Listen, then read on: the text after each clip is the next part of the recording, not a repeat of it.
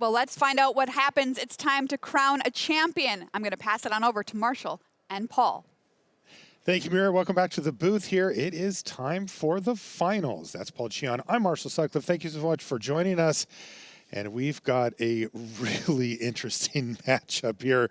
These are not two decks that we had on our radar coming in to the weekend as ones that may find themselves in the final. Dimir Excruciator in the hands of that man right there, Christoffer Larsen from Denmark. He's playing for Team Cosmos. On the other side of the table, Teamer Harmonizer.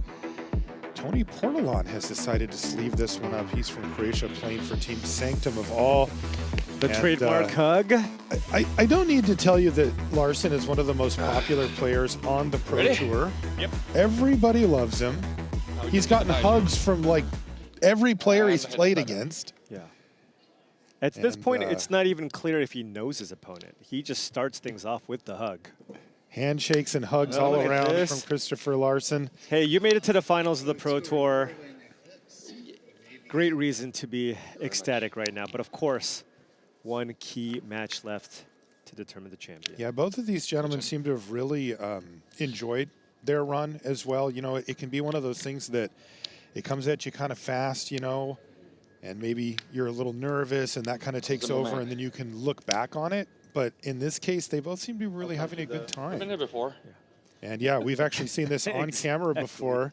It's a little bit of a weird interaction, Paul, the Deceit there and the Spider Sense. Yeah, Toni Portolan keeping a hand with double Earthbender Ascension, no green source. So can't play this out turn 3, so he doesn't have a whole lot going on here.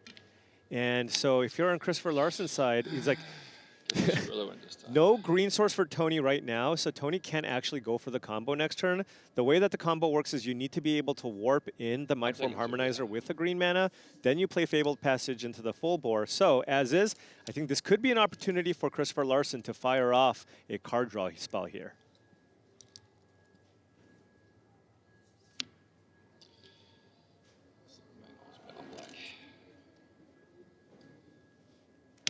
And there it is.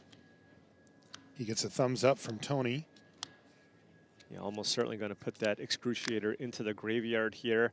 I think it's going to be really tough in this matchup for Christoffer to actually spend the full 6 mana to get Doomsday Excruciator in play without having any sort of disruption. Once you get to that phase in the game, it's so likely that Toni's going to have the combo pieces in hand. I think Christoffer wants to get that cost reduction, get Superior Spider-Man going. I mean, is that happening right here, Paul? He's going for it.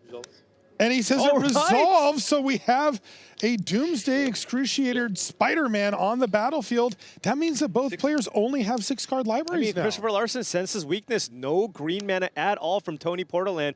No card draw spells here. We have an Excruciator in play. And now both players with only 6 cards left in their deck. And look at Toni's hand. He is not close to the combo.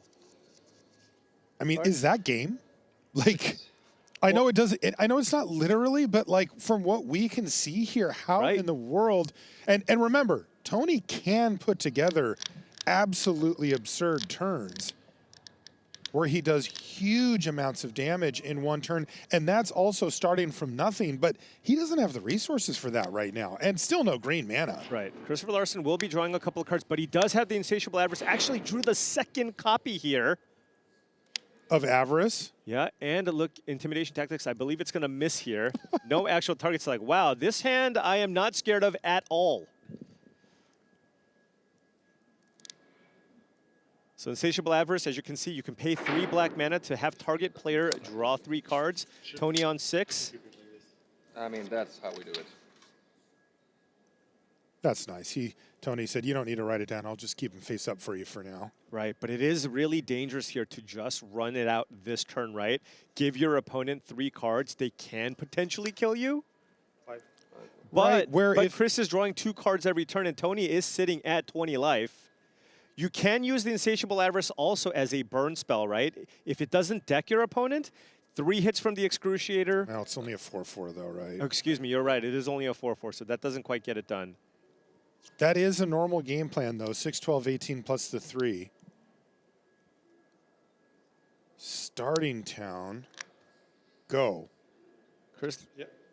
But I mean, Larsen kind of not going to have Yeah. a choice at some point here, right? Right, because he only has 2 more turns left here.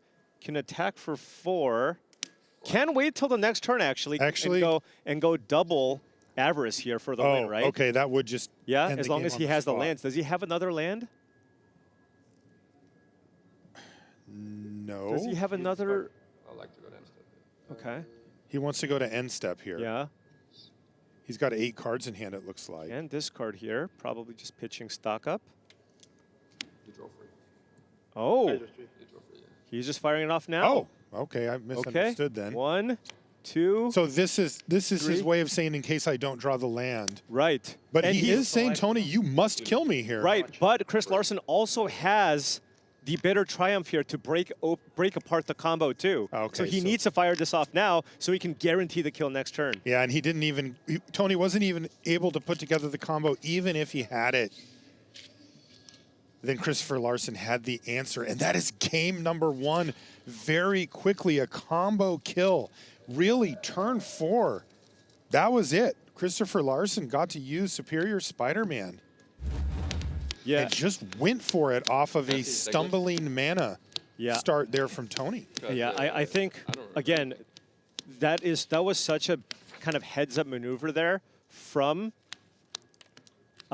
Chris? From Christoffer Larsen, recognizing that there wasn't a green source in play, so he didn't have to be scared of the combo, so he could just go for it there, right? You know, it's easy to just kind of play that control game, sculpt the perfect hand, but sometimes you have to pick your spots. You have to know when you can go for it. That was the perfect time. Wow.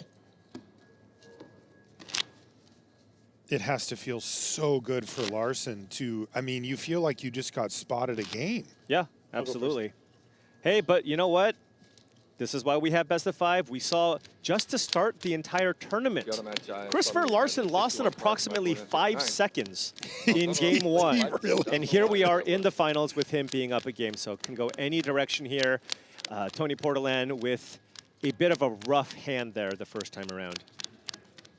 You can see the players are just shuffling. They're not sideboarding yet. We're going to play best 3 out of 5 games here. In fact, we do that for all of Top 8 Sunday and certainly for the final. And that means that this game is not going to include sideboards. Now, any games that we play after this one will. Right. Oh, look at that trophy too, Paul. Yeah, man. We saw one at the World Championship. Yeah, that one was a little taller with like the gold, and this one's still. It is nice, though. It is gorgeous. Can you imagine having one of those things at your house? Like, I can't, Marshall. I can't. I've dreamed about it, but at this point, I'm going to keep it real. You're here with me now. Yeah, I'm your second place prize. We can watch a lot of people win these trophies. That's right. Yeah, both of our players really interesting. Do you mind if I? They have different personality types. Tony is a little more chill, and Chris is pretty out there, but they're very similar people.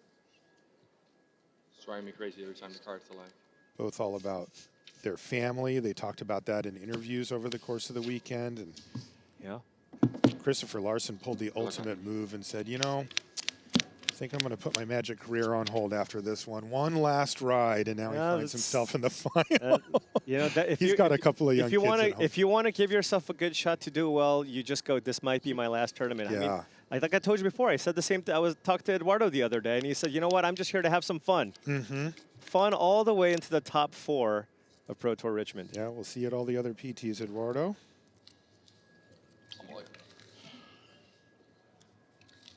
And it looks like a mulligan here from Chris.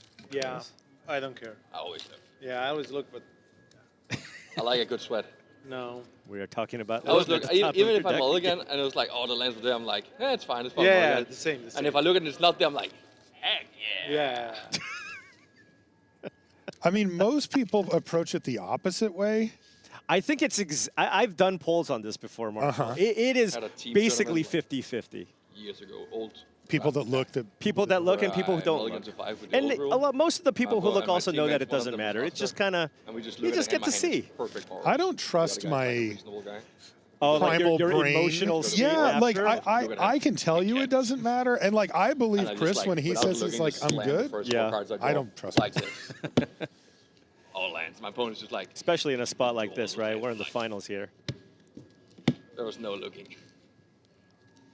But I feel like for Toni Portolan, I feel like this was just kind of a long time coming, right? He has been absolutely crushing the Pro Tour, nearly the Player of the Year in 2025, and here he finally is in the finals. The shot becoming a PT champ. Yeah, it's funny because, you know, we say your players like knocking at the door, right? They're gonna. He's just been kicking down the door for over a year. Let me in. Right. Tony's one of the best limited players on the Pro Tour, and that has helped propel him to the success that he's had. It is actually unbelievable what his limited record is. It's nearly 80% with a fairly large sample size. So he has a deep understanding of limited, which gives you a huge edge in this event. Larsen has kept, he's just on the decision about what he wants to put on the bottom. Oh. He is going to 5 here. Oh, sorry. I thought he said I'm keeping this. Oh. And he did look. I had 4 lands, 2 demons. Ah, that's mulligan. And I think we all. a draw spell. That's mulligan, yeah. Yeah, it's mulligan. We did ask our players before the tournament started about if they had any advice for trying to qualify for the first Pro Tour, and Tony said, learn limited. Yeah. That is where you can probably get one of the biggest edges here. It's a lot more difficult to just truly come up with a deck that completely takes over field. It can happen, and when you do, it feels great. You know, Is It Lessons was fantastic at the World Championship. These elemental decks have been doing very, very well, but oftentimes, you know, there's 2 or 3 well-known decks. Everybody kind of knows how to pilot them, and so it's harder to get a bigger edge there, whereas in Limited, there are oftentimes, even these top pros, sometimes they focus a little too much in Constructed, maybe get a little rundown from their teammates, do like 10 drafts, and that's basically all they have. Larsen said, don't forget to drink water when we asked. Well, it had to be. Stay hydrated, yeah. Tony's the one who brought his water bottle, so I guess he took the advice. Chris has got two down there, 2 bottles. Yeah. Oh, there. So he's taken his own advice too. He's also a very good limited player. All right. So he has kept 5. It is actually important Funny what you enough, serve what the you bottom. put and where. Hey, you're basically tutoring. I mean, That is funny. If he ends up getting an Right. excruciator down, those are cards that are very relevant. okay, is he allowed to take notes on what they are? Probably. Yeah. And like, Okay, that's His a 1 deck lander doesn't do too here. much stuff. Uh-oh. Can Chris Larsen go back-to-back lands here to fire up the seat into stock up? Or we're going to have... Ooh. nope. Oh. Fighting Hex. And this happens when you mulligan to 5. Sometimes you have to be absolutely. willing to take some extra risk. And Larsen's certainly willing to do that here. Oh, and this is a stock up here. This is going to resolve. And yeah, I mean, these first 2 games, fairly one-sided affairs here at this point. I mean, even if, Christoffer Larsen has to draw land here. Fire off that Deceit. Find a blue source. Cast stock up. Yeah, you can see why he kept that 5. It has the tools. He just, you know, and interestingly, it has the tools to win. Right? Like that is a 5 that you're going to want to keep, but you do recognize that a good percentage of the time you just don't draw lands, and it's over. A card like stock up is exactly what you want. Flips it straight up, and that is land number 2 for Larsen. Easy game. I mean, it's basically do or die there, right? If you don't find a land there, it's going to be so tough here. But Toni Portolan does have 2 card draw effects here in Consult the Star Charts and Stock Up. Chris Larsen will be taking one of these. You think if Larsen flipped like a demon there, he just concedes, or very close? He did it. He did that in the quarters, right? Okay. All right, got to be looking for more card draw. Ice Tail Explorers doesn't need more lands. Ooh, this is not as strong. Okay, there is a stock up there at the very end. Okay, so but like, and get it going. He's kind of just not doing anything. Sure. Well, you know, he's just trying to kind of put together the combo pieces here. He does have the full bore already, and he does have the escape tunnel in hand. So really just looking for Might Form Harmonizer if he can find it. Larsen at a cool 20. And the nice thing, too, is he does have Spell Snare in his hand, and most of the ways to kill Mightform Harmonizer in all of Standard all are 2-mana effects. We're looking at Bitter Triumph, Get Lost, cards of that nature. So, you know, now that Toni is able to kind of build out more of his mana base, he can go Mightform Harmonizer, he can go full bore and keep up Spell Snare and get the fetch land to protect the Harmonizer, at least against a singular copy of Bitter Triumph. All right. Oh, the sock up at the top. Chris Larsen did play out a Deceit. That was his draw, but the action continues here for Toni Portolan. Finds an Ice-Till Explorer here that will get him some value if he can get some lands in the graveyard. Still needs to find Mightform Harmonizer to end this game as quickly as he can. That is an incredibly stocked up graveyard there for Portolan. Look at that. All 4 of them in there. Is that all 4? And a Consult the Star Charts. Yeah.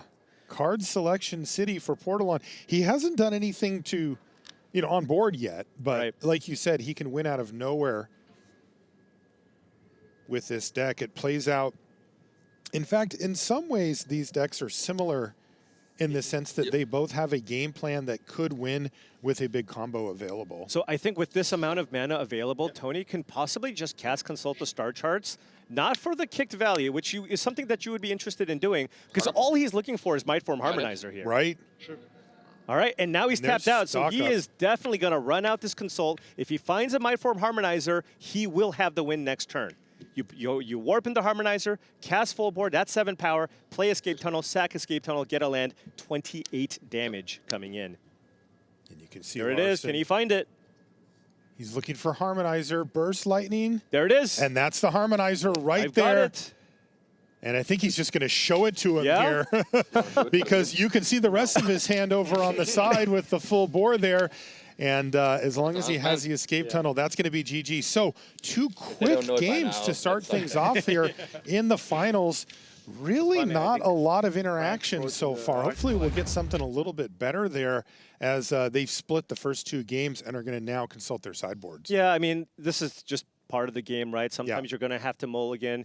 You're going to have to keep some subpar hands, especially when you go to 5. So you're just going to have games like this. But the nice thing is we are playing best of 5. We have sideboarded games. There's going to be a lot more interaction from both sides here as well. So excited to see what these players can cook up. Yeah, it's interesting because do you consider this like a combo mirror in the sense of they kind of go past each other, or is there more interaction available between these 2 decks? Well, Christoffer Larsen just has, I think the big edge Christoffer Larsen has are those 4 copies of Deceit, right? Because he can interact with the combo because it's a creature-based combo. Not only does he have the 4 copies of Deceit, he also has all those Bitter Triumphs. So, which is why I think a lot of people think he has a small edge. And then after sideboard, all of a sudden you get to bring in more disruption. You get to bring in 2 copies of Shoot the Sheriff. You get to bring in potentially 4 copies of Duress to kind of get the counter spells, get some of the card draw spells. So I feel like, you know, if you're going into this matchup, you have to like Chris Larsen. I think both players came into this event looking to beat on the Badger Mole Cup decks, and guess what?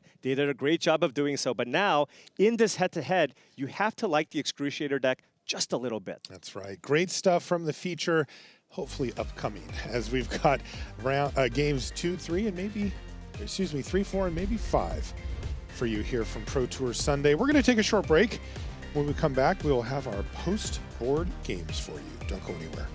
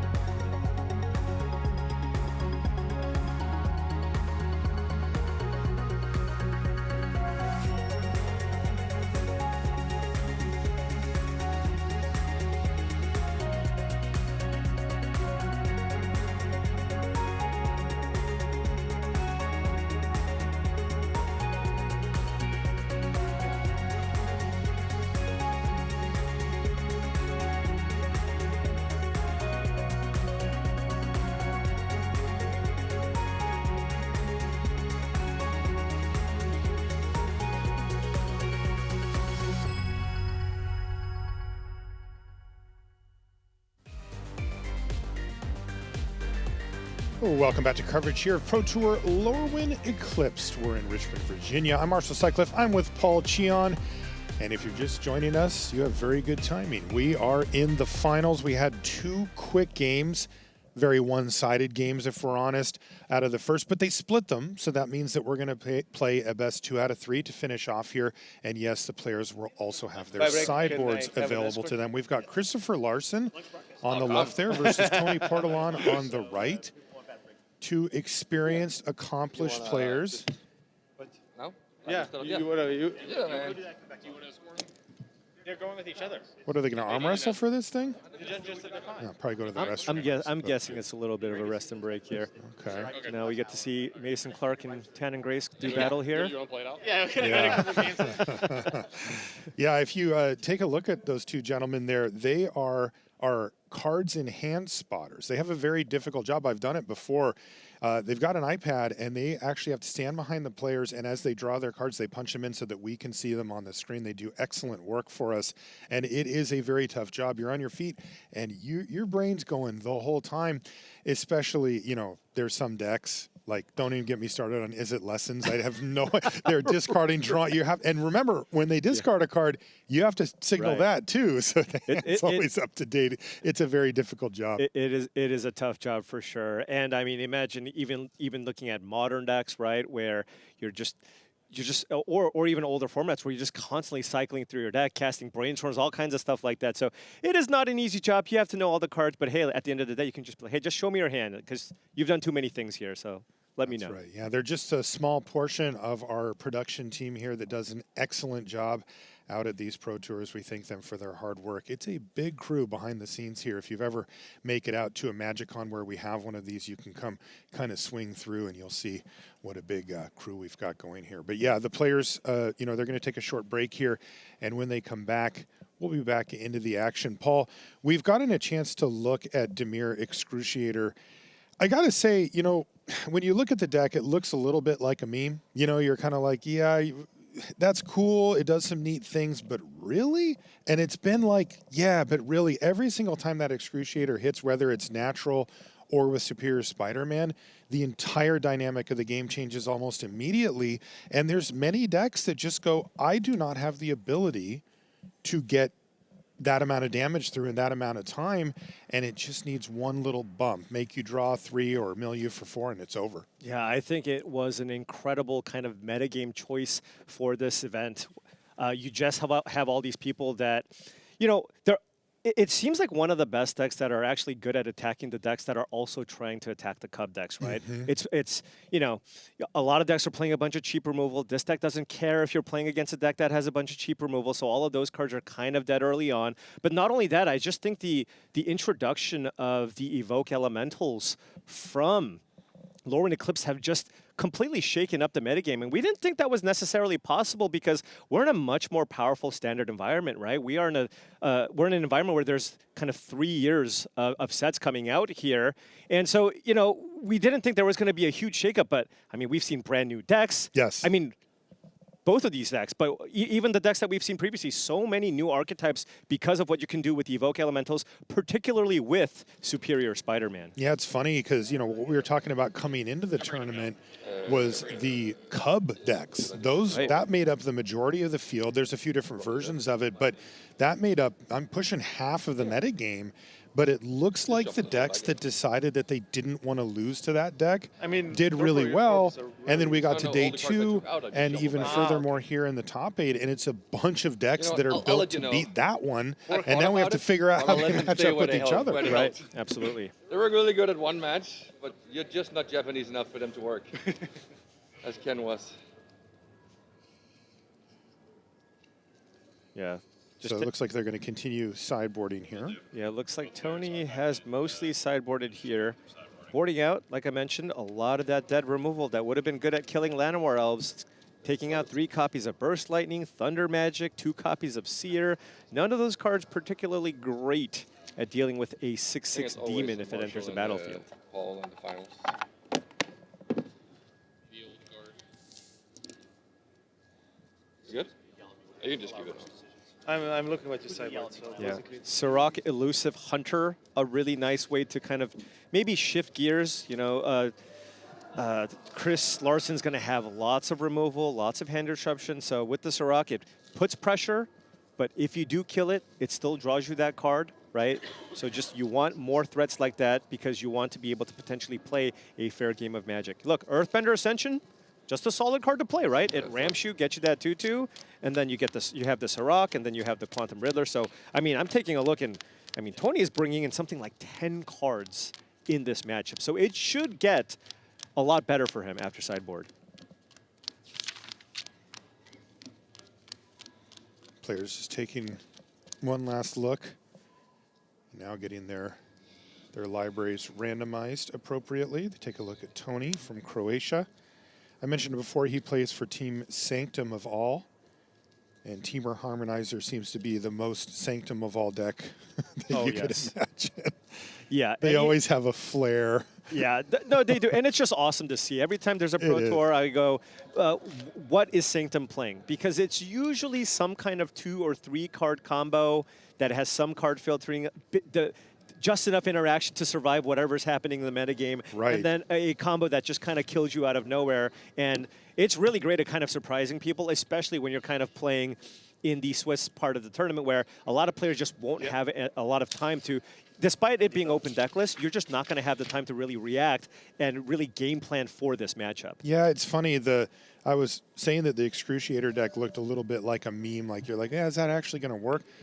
Teamer Harmonizer's like fully in that camp too, right? It's like, Paul, you know, if I came to you and I was like, hey, Paul, in standard, full bore, plus, you're just like, yeah, dude, okay, but that doesn't really come together, right? Like that's not, you don't want to be putting all your eggs in one basket like that. But it turns out this shell around this deck enables it, makes sure that you have the ability to protect it, and it also has that added benefit of keeping your opponents in that defensive stance. They never want to tap out. They always want to represent something because they're worried you might kill them out of nowhere. Yeah, I mean, that's precisely why they kind of call it the Splinter Twin deck, right? You always have to respect the combo, so it's really hard. Even if you have a stock up on the draw, can you even play it turn 3? Right. But Chris Larsen, however, does have the benefit here of having all that hand disruption, right? We're talking about double intimidation tactics, 4 duress, 4 deceit. So for him, it's going to be a lot easier to try to disrupt this combo and resolve spells safely.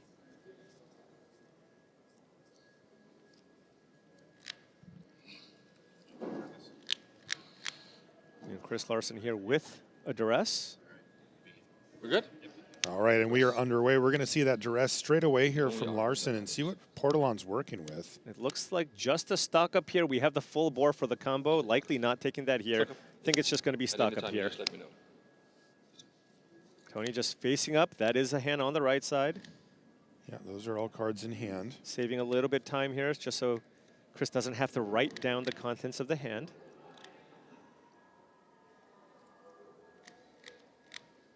Then on Toni's side, just thinking, all right, which land do I want to lead with? You can lead with the Bossing Say because you do need a basic land in play for that thing to come into play untapped. Land go here from Larsen. A little jockeying for a position. Now, Chris Larsen does have some hand disruption here. Turn 3 Winter Night Stories, perhaps discarding Deceit and then playing a Superior Spider-Man to copy it. That could be an option. Yeah, he had the option. Did he have the option? Yeah, he did have a swamp. He could have done Deceit this turn, but boy, that would have set off some pretty inefficient following turns. So he's going to get that reef into play and move on with his life. Toni looking to get an untapped or a basic land here. Uh-oh. Ooh, wow. Uh-oh. Wait, where his draw Full was... bore Harmonizer and he has Fabled Wait, Passage? so his 2 draw steps were Harmonizer, Consult the Star Charts? Wow. Okay. Okay, Toni. It's not bad. So, I mean, Toni technically does have the combo here, right? I mean, turn 4, you first play the Steam Vents, then turn 4, you can warp out the Harmonizer, play the Fabled Passage, and have the full bore ready to go with the triggers on the stack. Now, so Chris Larsen... here's the thing, too. I mean, if you're Chris Larsen, I suppose you can combo off next turn, so Chris Larsen probably just going to... No, going for the hand disruption. Yeah, he's scared. Like, nope. He knows. I mean, he knows draws. about the full bore, too, so... Yeah, and there's there's the the harmonizer. harmonizer. You can't kill me this turn, right? Larsen, Maybe.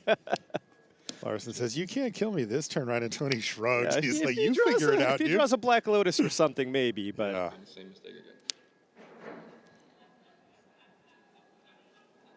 yeah, and Christoffer Larsen can just do Ooh, the same dress. thing. Ooh, land. Now he can just copy the seat here, and look at this. I mean, this is that interaction. This is what put this Dimir Excruciator deck over the top, right? This is that new inclusion. This is such a powerful combination. You can disrupt your opponent, and also just, I mean, doubly disrupt your opponent. It kind of has remnants of back when you can play Grief Yeah. and activate it twice. And Right. you're kind of doing a similar thing here with Deceit. Yeah, giving that Superior Spider-Man another really awesome target that's not just the combo, but like a true value card here. You end up with a 4/4 that takes away a card from their hand. And this is your backup plan? Right. Like, that's And- pretty good. One that doesn't kill me. And now if you're Chris Larsen, do you take full bore? What if Tony top decks Might Form Harmonizer? Oh, don't even say that. That would be insane if he did. Wasn't as fast as last time. Oh, but that is an Ice-Tail Explorer. That is a good draw, right? Because that does, you know, you go ahead and fetch that forest. That really made my blood.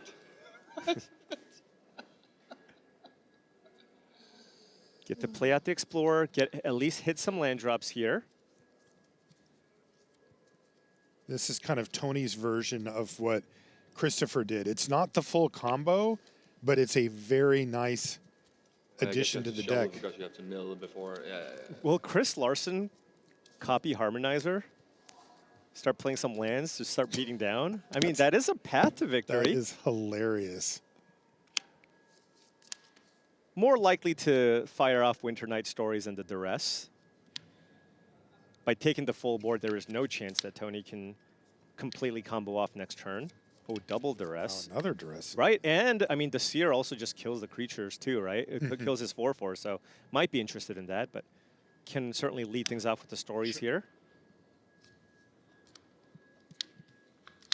Triple land there. 3 lands, so probably just going to be pitching 2 lands here.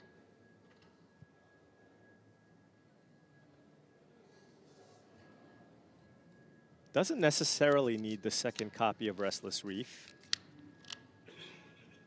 I imagine, or rather, I suppose you can also pitch the Swamp and the Restless Reef if you wanted to go double Duress and give yourself the ability to have the second blue mana to be able to activate the Reef and attack potentially next turn.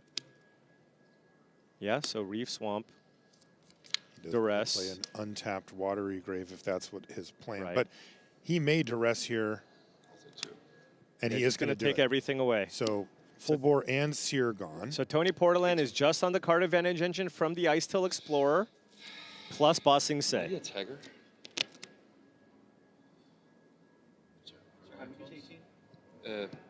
Water Grave. Yeah, Chris Larsen deciding whether or not he wants to attack. Toni Portolan can attack back next turn for 4 damage. Is this the path that you want to take to win this matchup? All right. He's going to attack. 16? Because Toni Portolan able to play 2 lands a turn here. But he can't combo off from this position, Right. right? So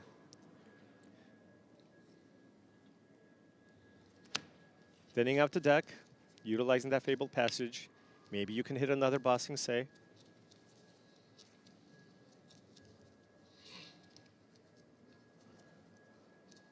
That's a nice thing about the Ice-Tail Explorer. Even if you're just completely out of gas, you can just make sure that you just have tons and tons of mana in play.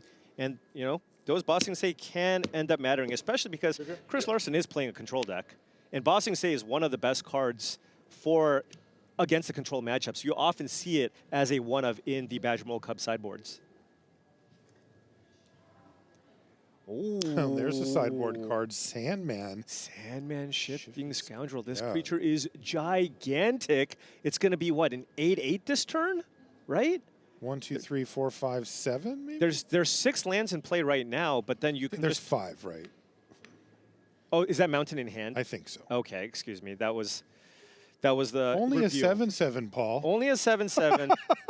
Bigger than the Excruciator, right? Yeah, like Bigger than way bigger. And something that you can Holy consistently smoke. get back over and over Playing again. it and responding to the trigger. Yeah. I know what's happening. kind of offended he had to do it like that.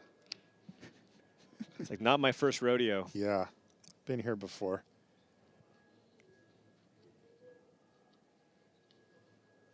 So 2 Icetail Explorer triggers on the stack here.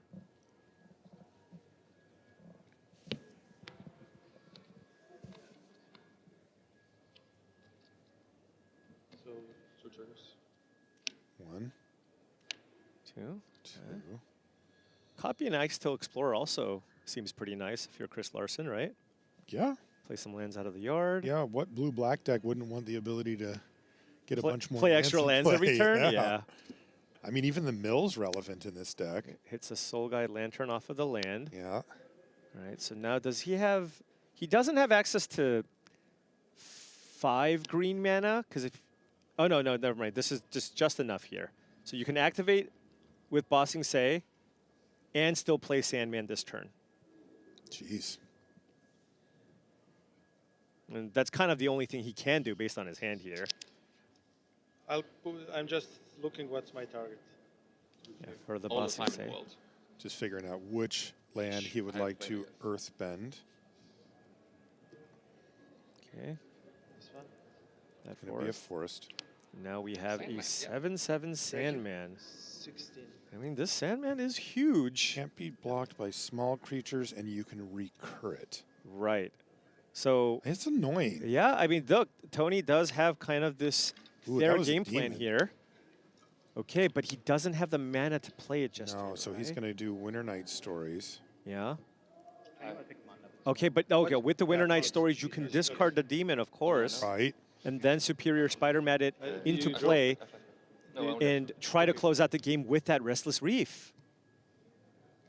Hey, this could be it for Right, Larsen. This card, yeah, and he's got the Restless Reef in play. Toni doesn't have any Here he removal goes. here.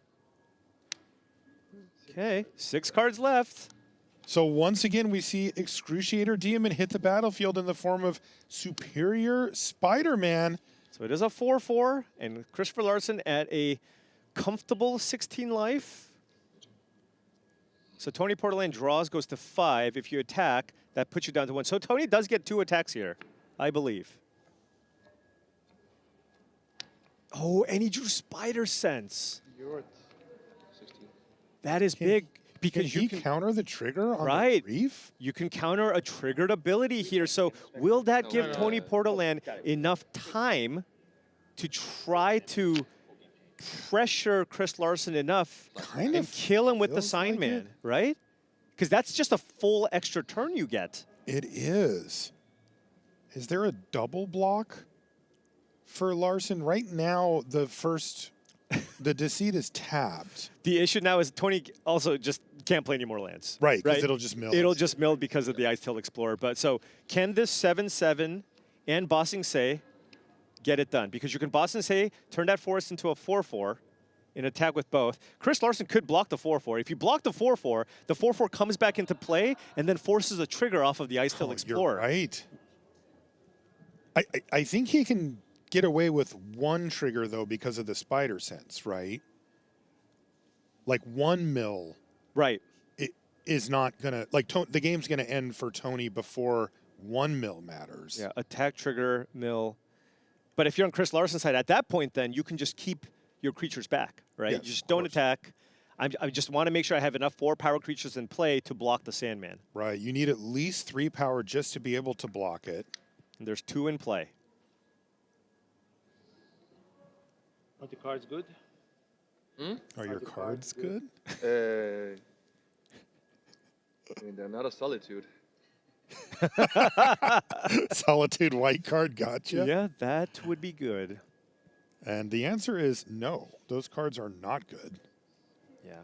But I think Larsen's thinking more in terms of, do I need these cards? Right. Because I just have kind of my have it on the land. battlefield, don't Like, I? what can you have here? Now, Toni does have Spider Sense, a Seer or 2 left in his deck after sideboard.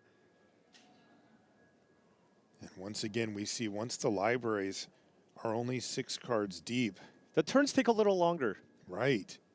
And let's not forget, Larsen does get to draw 2 cards a turn, and he Yeah. may be able to just find a removal spell here. Absolutely. Yeah.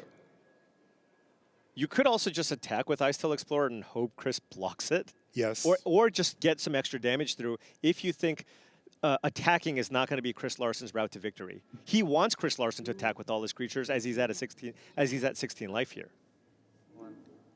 So that's just 2 free damage coming in.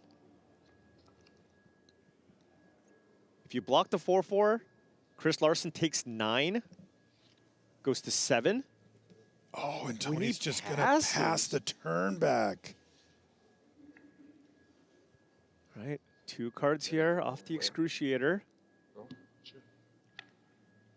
Oh, And don't want the Riddler. Nope, and a a land. Okay. So he hit Watery Grave, Quantum Riddler. Okay, yeah, so Quantum Riddler, I mean, probably don't And want unless that it's one. lethal somehow. I mean, I think if you're Chris, you just go, hey, activate my Reef. What do you have? And it's just Spider Sense. It's not Seer, right? But you can block But he gets the Restless the Reef, Reef, right? Because you attack, it triggers, you Spider Sense. I mean, what a top deck, by the way. That was such a big draw. Seriously, that Spider Sense is probably going to win in this Man. game. Yeah, absolutely is. So now you can eat the Restless Reef. And that's why we saw that Sandman stay home. It does have Death Touch. 4/4 dead touch, right? Yep. Okay, but whatever. Right, of course. It's just, you don't get to activate that again. I mean, Portolan wants Yeah. to not see Larsen go Reef go, and instead Right. it's Watery Grave go. Okay. I mean, So now are we down to Insatiable Avarice. Avarice is kind of the out? He could also draw a Reef for the turn. He still has 3 cards left. So if he Yes. draws a Reef, he can still play the Reef and then attack on... No, he'll deck No, himself. He he'll only has be 3 dead. cards left. It has to be Insatiable It Avarice has to here? be Insatiable Avarice. Awkward. But how many cards does Tony have right now? 4? Yeah. So if you cast Insatiable Avarice, Tony still has another turn, right? So is that even enough? You cast Oh, it, you're Tony right. draws, he has no cards left, and then Chris Larsen dies to the Can, Excruciator. he force him to block? Oh, that's a Reef! That was a Is Reef, that enough? but it's Oh, he's too got late. 2 cards left, and he did draw Bitter Triumph.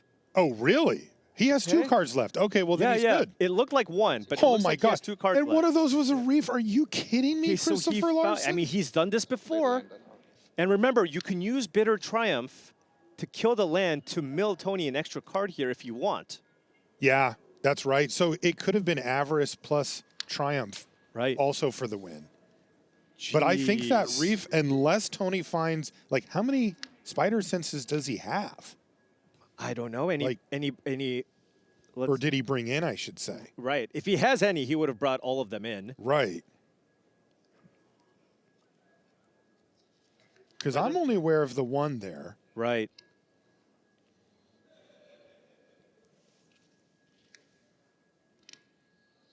So Christoffer Larsen, if he's going for the win here, will have 0 cards left in his deck. Needs this Restless Reef to attack. So Tony plays 2 in the main, And which he's we found assume 1. he left them in. All right, here we go. Here's the draw. Is the other one the top card of that library? Wistfulness does not get it done here. Although, are we now at a point? Wait, if he Wistfulness, he draws 2. If Spider Sense is one of them, he passes. Christoffer Larsen draws 2 cards, tries to hit him with the Reef. He Spider Senses, then Tony draws 1 card, but then he would lose. But yeah, he would lose to Bitter Triumph right. on Bitter the Forest. Triumph on the Lamb is still something that exists here. But Tony doesn't know about But that. Heritage Reclamation can also draw you a card. Just 2 one mana. card. Just one card. That would. Which might be relevant here. No, he's going for draw 2. Oh, he doesn't know. Okay. He doesn't know about the Bitter Triumph. This is going to open that door. He's looking for an answer for the Restless Reef. Doesn't find it. They've all been exiled. Or it's the last card, in which Right. case it doesn't matter. Doesn't matter. Larsen is actually going to win this. Oh my gosh, this is the second time he's This done is this. Marshall. unbelievable that he found that Reef. Oh my gosh. And if he hadn't have He found the discarded Reef, one previously too. Totally. That was the 3rd Reef. totally. If he hadn't have found that Reef, Portolan wouldn't have had to do any of this. No. Portolan was just going, hey, I just hope you don't have another reef. Oh, you drew it? Okay, well, I guess now it's on me. How does Larsen always find that reef? I think he's going to go for the bitter triumph here. Sure. Yes, he is. The land.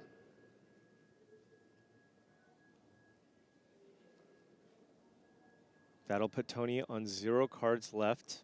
And Larsen will also be on 0 Right? cards left. There will be no libraries when this game is decided.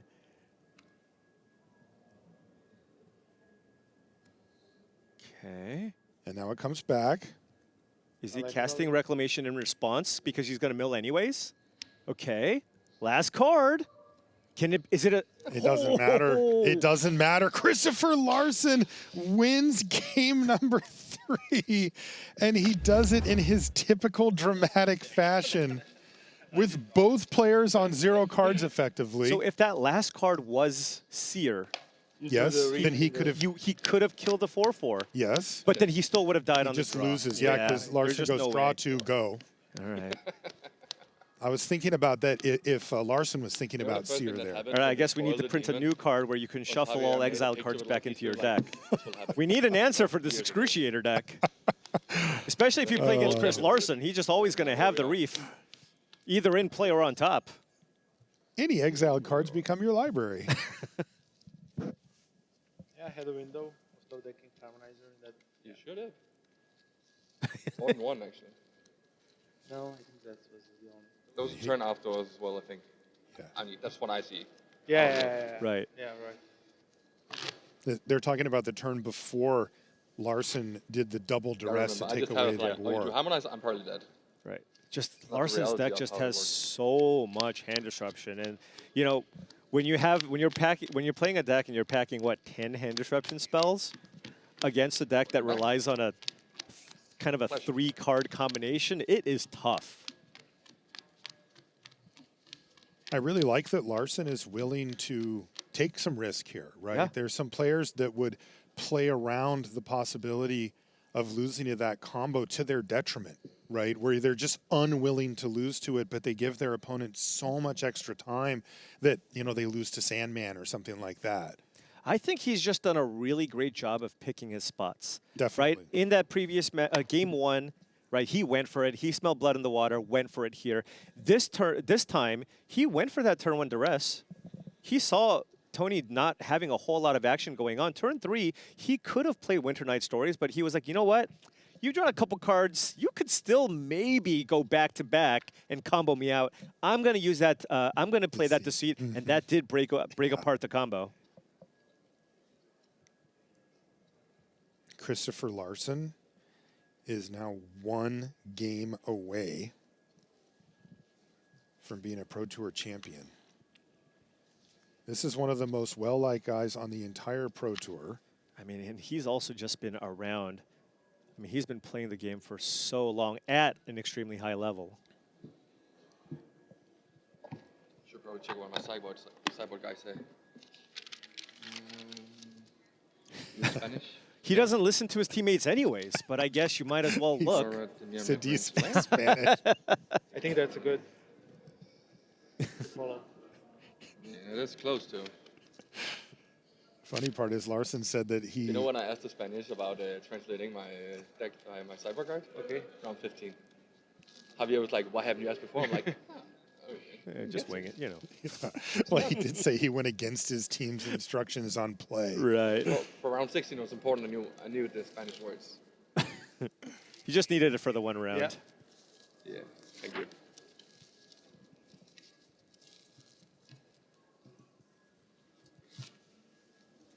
Cedric asked Christopher how he was feeling after his win, and it's funny because I don't know. I think a lot of us think, well, obviously you're happy, right? You won. It feels really good, but I don't know. You can also sense the urgency that these players feel. They know that this is an extraordinarily difficult place to get to, but you just can't wipe that smile off his face. That's Michael is happy now. Yeah, I mean, you heard he is somebody who just truly loves the game. Of course, everybody loves the game, but he just does such a great job of kind of expressing that joy, and it's infectious. You can feel it. He needs the stability. Well, he just got a job and stuff like that, so I guess that helps.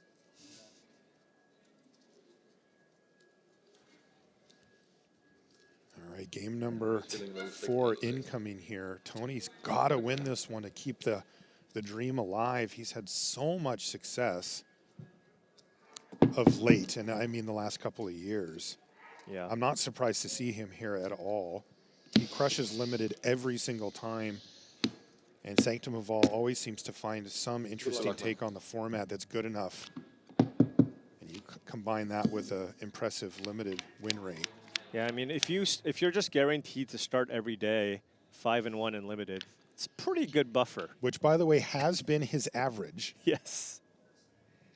Okay, this is Forest, Island, Bossing Sea, and Sirach. So that is a turn 3 Sirach, which is pretty nice. And there is an Ice Tail Explorer and a Soul Guide Lantern, so I imagine this is going to be a keep here. Just enough interaction, land, sideboard cards. Wistfulness in there, too. Yeah. The question is... I think both are keeping, and we're just marking down what's in hand. Duress. Oh. And that's going to get the Sirach most likely here, Yeah, right? that's the first relevant play here. It's a nice target here. Intimidation tactics from Larsen. Crow-Claw Heist here as well. Like you said, Larsen just has access to so much hand disruption, and of course, the information that comes from it. You get that as well. Yeah, so just being able to, I mean, Larsen is just, I feel it almost looks like he's kind of playing an anti-combo deck. Yeah. Just by having access to all of this interaction.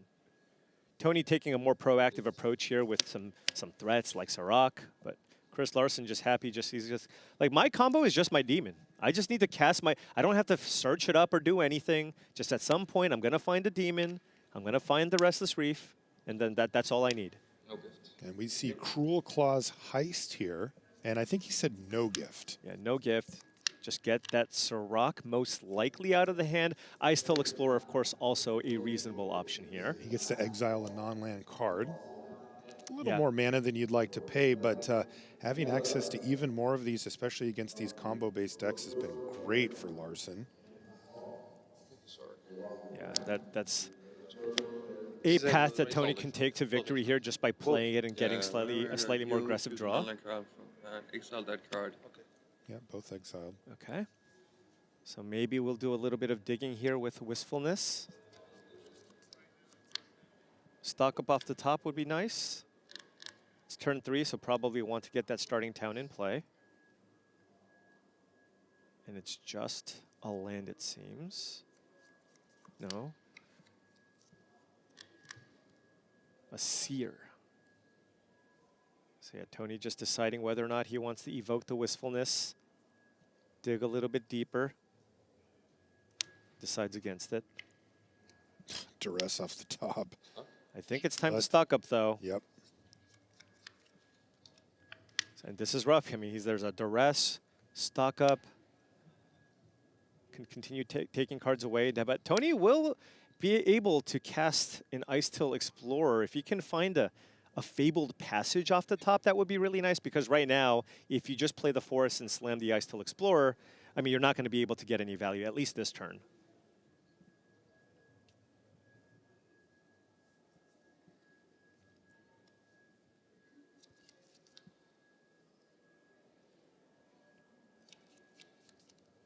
Right, Insatiable Avarice, stock up, and Duress already in hand as well here.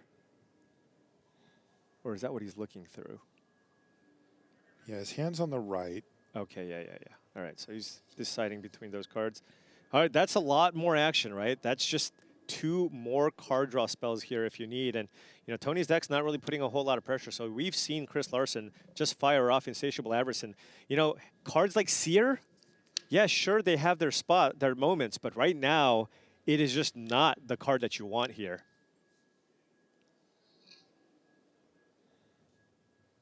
I mean, there's just nothing else Tony can do. Is it just run out, explore, and hope you don't have removal? And fortunately, I mean, Chris Larsen doesn't have a removal spell here, but no value from the Ice Tail Explorer just yet. There is a Doomsday Excruciator here for Chris Larsen. No way to discard it just yet. Superior Spider-Man could copy Sirach, I guess. Feels like there's better things to do, though. I think it's exiled too. Is it? Oh, excuse me. Yeah, It looks so like it's in the graveyard, but he's it is just going to exiled. play a 4/4. A 4/4 to get in the way. Okay. And Toni Portolan does have the Seer, so he's probably happy He's that he has a thrilled. target for the Seer. He has 2 of them, so Yeah. he's like absolutely thrilled. Those are mainly for the Reef, but I mean, Okay. oh, Is and he just going Harmonizer. Harmonizer go? All right. Well, Toni needs a land here. Okay, there's the seat. Where was that last turn? Right. So he's going to stock up first.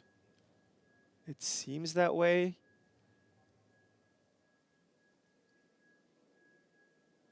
Because you could go Deceit first to see what they have, and then go land stock up, or decide to duress if you need to take 2 things out of their hand.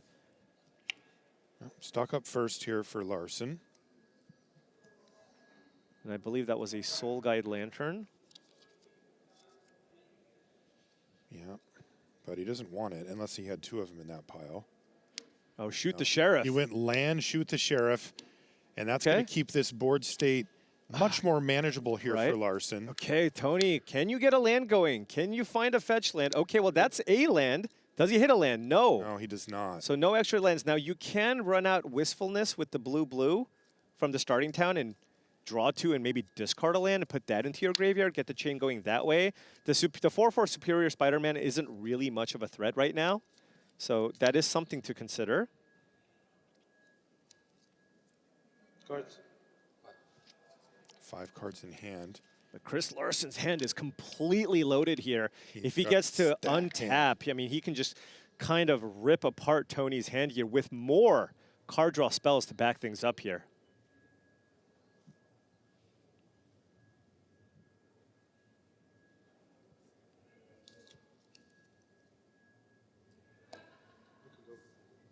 Okay, keeping it patient here. He just wants to cast Wistfulness next turn, I guess. Right. Land off the top, though Chris did already have one. And this could be a good time to just run out Duress. Okay. See what Tony's working with. Toni, I mean, like, this okay. demon is looming, is it not? It is, and Chris Larsen just playing it as safe as he possibly can in case it's a full bore. Now you don't. Now you can play out the Deceit to get the Wistfulness if you'd like. Yeah, I mean, that is Tony's plan for next turn. Right, just hard casting that for a little bit of value. Yeah. Yep. He's like, please take my Seer. It's like, nope, nope, sorry. Not going to be doing that. Right, and then land go. Is Larsen all set up? He is set up for an Excruciator Excruciator. Avarice here. Does he have a Reef? reef as well? I don't No. believe he has one in play right now. No, he doesn't. That's the but he does have Insatiable Avarice, which is a Yeah, that's the other way to do it. absolutely it is. Oh, this is something. Okay, that's Sort of. big. I mean, that does draw you some cards. Now, Chris Larsen does have, I believe, the rest still in hand here. You didn't pay, right? And No, he can okay. cast that and the demon next turn. Yeah. I'm in no pain. 5. All right. 2, 3, 4, 5. He gets 2 of them. That's a Spell Pierce, not great here. A backup Ice Tail Explorer. I mean, is Larsen like? Does he just go Duress, Demon, Avarice? You. I hope you had fun. Like he's at 20. Like I mean, he is. Portolan He has is nothing going. He is at a high life total here. So, and I mean, Toni didn't even. This was not a great consult the star charts here, right? I mean, No, it was Fabled not. Passage plus Earthbender Ascension far away from comboing here. So, yeah, perhaps Chris, and especially with that Ice Tail Explorer in play. If Ice Tail Explorer is in play and is giving Toni all these advantages, if you just slam the Excruciator, you just can't play any more lands. Exactly. We saw that in the prior game where Christoffer Larsen was able to kill an Earthbent land with Ice Tail Explorer on the battlefield. That Earthbent land comes back into play through no choice of Toni, and with Ice Tail Explorer out, it mills you for 1, and that was the difference. All right, so 2 mills. That's another Harmonizer in the graveyard. 3 triggers. Okay. Is that a Fabled Passage? Yes. All right. Still has access to the Seer. He can Earthbender Ascension here. He can. Just get all the lands in play before Christoffer can run out in Excruciator. But Larsen would Still have going to need a sequence of draws to right. figure this out, right? Because what happens? I mean, you play a land, you get an Ascension in play, then you have a 2/2 and a 2/4. That's just not nearly enough pressure. I mean, he's facing down a You're in the 4/4 army, and a right? 6/6. Right. You're in the army, right? And he's going to get Avarice the next Yeah, turn. and Christoffer Larsen go, yeah, this is You're gonna like completely this. fine. No, I need to resolve it. Okay. Alright. Yeah, I need to resolve the You're first. Yeah. No, I cannot stack it, right?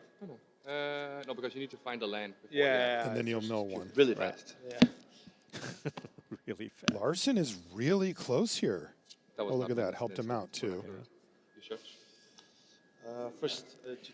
But It's the going same. back to what you were saying, Paul, this is all just very fair. It's that Right. It happens with the same. Absolutely. And if you're in Larsen's Yeah, seat, no, the then- only thing you're yeah, really same worried trigger, about yeah. at this point is the Well, like in the oops, I military, win it's called trigger unfair. happy.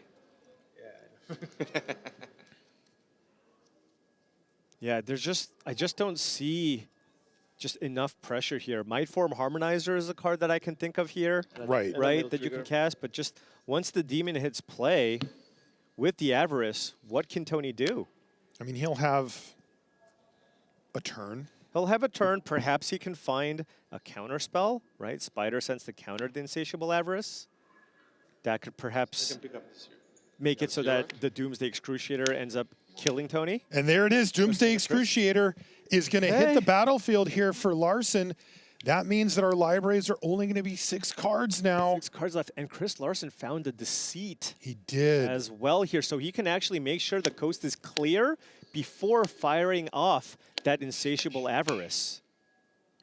He has Deceit and Avarice still in hand. And Spell Pierce is just not going to be nearly enough here. I just don't think Toni has too many outs here to win this game. Christoffer Larsen on the verge of Pro Tour victory if he can just close this one out. Counting the library. You got the seat. You I tried to have do the something, it's Avarice. too hard on the other way.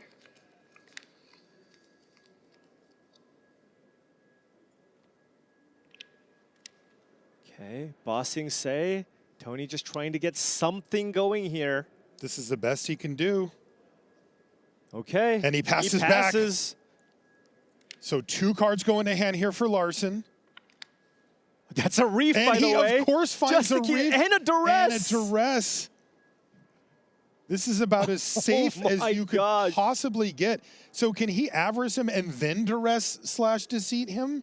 Like yeah. in case he finds anything? Right. Presumably you want to lead with, oh, I see what you're saying. You know what I mean? I think, well, you're just going to go for the Deceit kill. So I think next turn, Okay. it's just duress you, make sure the coast is clear, attack you with my reef, win the Pro Tour. Christoffer Larsen is so close. There was Mightform Harmonizer for Portolan. Too little, too late here. He just can't get through for 20 at this point. Right. There is no full bore. Right. And Christoffer Larsen has 2 blockers in play right now. And he doesn't need either of them to win the game at this point. Exactly. Cards. Free. You can sear the 4/4, but are there enough landfall triggers here where you can somehow get the Harmonizer in play and pump everything to an amount where somehow one unblocked, you have No. there's just too many doubling triggers that Right. need to happen, particularly on the Ice Till Explorer. Exactly. It starts at 2, so it needs an extra double, and you have to get in for all of it. Explorer needs to double 4 times by itself. Man, how many times have we seen him draw 2 cards off of his demon and then go reef? It's always, it's just never in every play. time. It's never in play. It's always on top.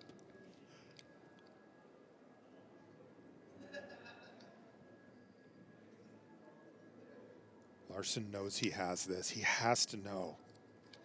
There just can't be combinations of cards here that actually get him dead. No.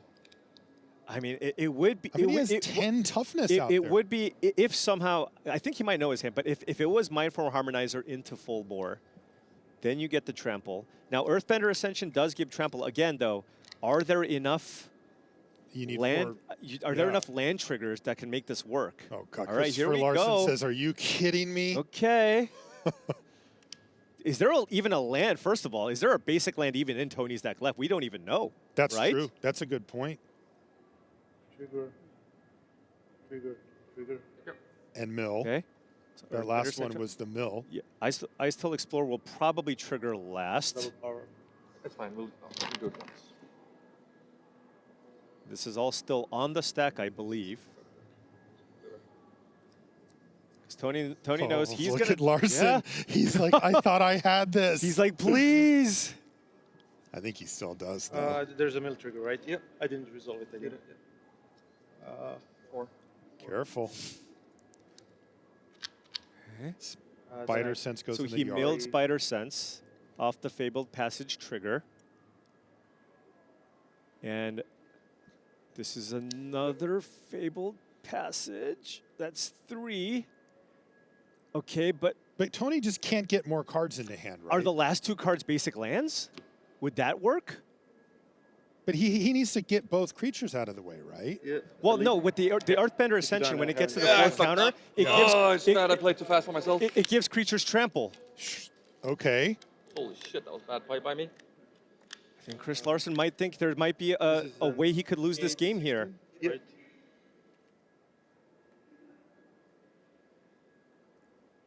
Larsen looks very... I'll sack. Right? Oh my Nervous. gosh, that's 60. That's 32 trample damage. No Unless, way. If there is a land, there needs to be a land. There has to be a land, though? This trigger. There's no basic. Can you get a land? Oh, the Fabled Passage comes back. Of course, he sacrificed the Fabled Passage. Did he seriously put Right. together Double 32 trigger, and then this one trample here? No way. It's a 17, Yep. and then it's a 34 trample. Oh my goodness. Wow! Wow. Unbelievable! This is insane. Toni Portolan Tony! just No, I just stole played that myself. game. Game 5. That is unreal. Christoffer Larsen was hoisting the trophy in his head. What am I doing? Whoa, that was bad. That is And he unbelievable. Which one? The return. He had the deceit in his hand, right? Yes. He could have just cast it. Yeah. You should have. Just bounce your thing and discard. I don't know why. I Yeah. have double discard for next turn. Or he could have played I'm the just- deceit and bounced. He could have played it for blue and bounced. Okay, that bad. was an unbelievable theft of a victory there by Toni Portolan. Chris Larsen did not see that coming. He absolutely did not. That Might Form Harmonizer, by the way, Tony drawing that Might Form Harmonizer, first of all, and then finding all those triggers to make it work. And Chris, I mean, he's shell-shocked right now. There's still one more game. You need to rebound and be ready for that final game. But I mean, he just kind of saw it unfold. He was like, I cannot believe this. Yes. I'm actually going to die. There's an Earthbender Ascension. There's no way you can get up to 4, right? Right. Because it still gives trample. We were talking about full bore, but of course, Ascension also gives trample. When it gets to 4. Exactly. So, if Christoffer Larsen there hard casted Deceit, bounces, and makes him discard the Earthbender Ascension, all of a sudden, even if you top deck Might Form Harmonizer, you still don't have the ability to give any of your creatures trample. You still have duress plus the ability to activate the land and attack for the win. So while he was seeing it unfold, he kind of realized in horror, like, I gave himself an out. The out was Might Form Harmonizer. He found it. Now we have a 5th game out of seemingly nowhere. I cannot believe that we've got a 5th game incoming, and it is going to be up to Christoffer Larsen to gather himself and dial in for this last one. We're going to take a short break. When we come back, Game 5. Don't go anywhere.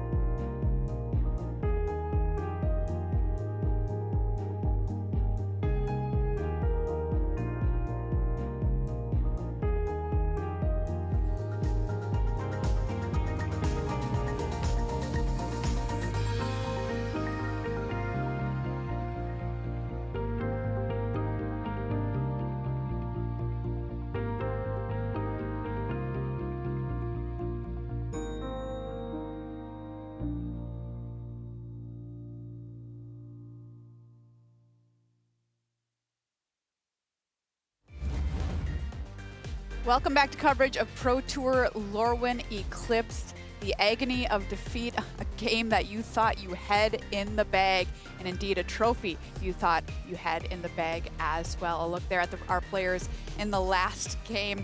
This is why we love Magic, baby. Give me your reactions, Monty. Look, 5 minutes ago, 5 minutes ago, we had Chris Larsen sure that he was about to win the Pro Tour. We had his teammates essentially tripping over themselves, getting that ready to rush in see them right from the over rails. there. I am looking at them They're as they ready were to go. ready to rush in. 5 minutes ago, he passed the turn, holding a deceit that he was so sure he was going to win, he was saving it for a double discard to ensure the win the next turn. About 4 minutes ago, Toni Portolan turned it around, won the game essentially out of nowhere with the most limited of tools after having been doomstayed. And now we're here. We're going to a game 5. And look, throughout the weekend, we've talked about mental game and preparation. And we've talked about the fact that, you know, Marco Balaka, in a great position, loses a few rounds in a row, has to reset. I don't think that even comes close to the mental reset you need to be able to do after a situation like that, where you have all but submitted yourself to being done. Now you have to reset from the loss of that and go back into the mindset of, I have to play more Magic. It's one game for all of it. It's one game for the Pro Tour. It's one game for the trophy, for the title. And you have to do it after having just gone through that. So talk to me, Monty, about how a player like Christoffer Larsen, he's no stranger to the game. He loves Magic. He just loves being here and playing despite the top 8, despite the money and the trophy and all that. How do you get back from that kind of thing happening?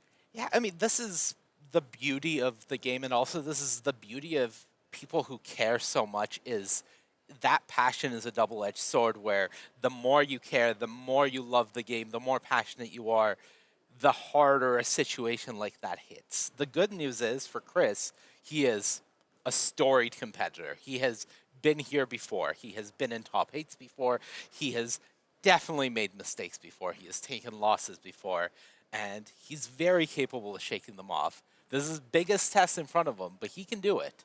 Yeah, we talked to him about his performance in the Swiss portion of the event, and he said, you know, I think I should have had a better standard record. I think I threw 2 matches, essentially. I mean, the turnaround times for some of these people playing these decks is not too long, getting to know it and all the ins and outs of it before the Pro Tour, too. Yeah, and this is, you know, again, this is not the type of matchup that you have played that many times. It's just, how do you really get all the minutia of a tough matchup like this down in so few matches? Right. Well, we've got a game 5 as our decider, everyone. I'm going to pass it on over to Marshall and Paul. You don't want to miss this. Yeah, thanks, Maria. This is one of those, you know, reality comes at you fast situations for Chris Larsen. And the question is, can he take a deep breath and put that behind him? Whatever happened in that game, whether it was on him, whether he got unlucky, whether it was a combo of those things, that needs to be in the rearview mirror, and he needs to fight it out to see if he can get this trophy. On the other side, Tony's got to feel, I mean, he got very lucky there. He's got to feel like he's got a new lease on life to become a PT champion. He's going to frame that Mindform Harmonizer that he drew. It was incredible. Kidding. And you can tell here, a little bit more serious here for Chris Larsen. He knows he let one get away. But from what I've seen, this does look like a matchup that favors Chris Larsen with all the hand disruption. Still has a great hand here. 2 lands, Cruel Claw's Heist, and Deceit, and a stock up. Larsen is starting with 6 cards this time. Portolan on the draw with 7. And we're going to see Deceit straight away here. That's the second copy. And Chris Larsen only has 2 lands here. So Sirach, likely the pick here, as there's nothing else great you want to take here. That's what he takes. And Chris is going to be begging for an untapped land here. Oh, he needs it so badly. Then we have... Then we got a real game. Then we have a real game. If not, then, I mean, he's still not out of it, of course. He can still play a hand disruption spell.